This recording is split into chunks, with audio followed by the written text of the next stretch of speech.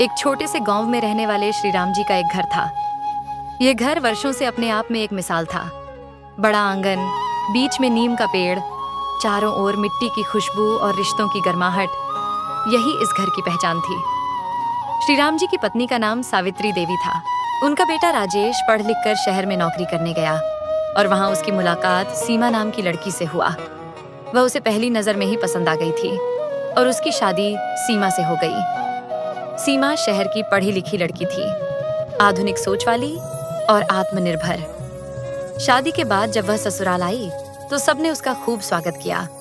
पर असली परीक्षा तो अब शुरू होनी थी, क्योंकि सास बहू का रिश्ता हमेशा से संवेदनशील और नाजुक माना जाता है। शादी के शुरुआती दिन बहुत अच्छे गुजरे। सीमा सुबह सुबह उठकर सास के साथ रसोई में मदद करती, घर के काम सीखती और परिवार से घुलने मिलने की कोशिश करती।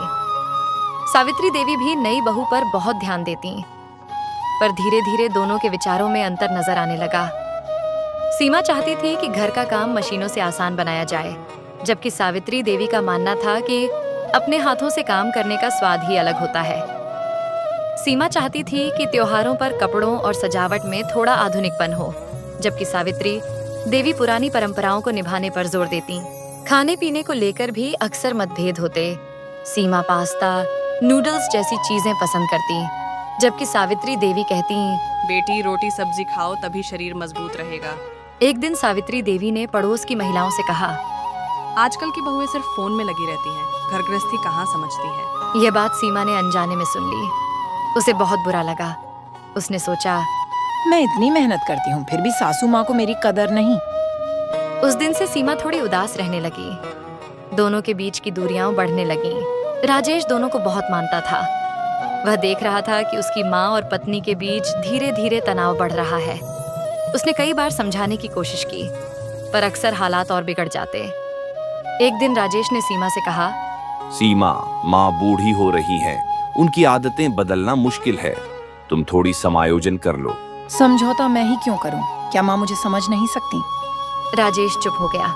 उसे लगा, अगर समय रहते कुछ नहीं किया गया तो परिवार टूट सकता है। घर में एक दिन अचानक बड़ा संकट आ गया। श्री राम जी बीमार पड़ गए, अस्पताल में भर्ती करना पड़ा। उस मुश्किल समय में सीमा ने पूरे मन से घर और अस्पताल दोनों संभाले। वह सास को समय पर दवा देती, खुद खाना बनाती और ससुर के पास अस्पताल में बैठती। कभी कभी पूरी रात जगकर उनकी देखभाल करती। सावित्री देवी यह सब देखती रही।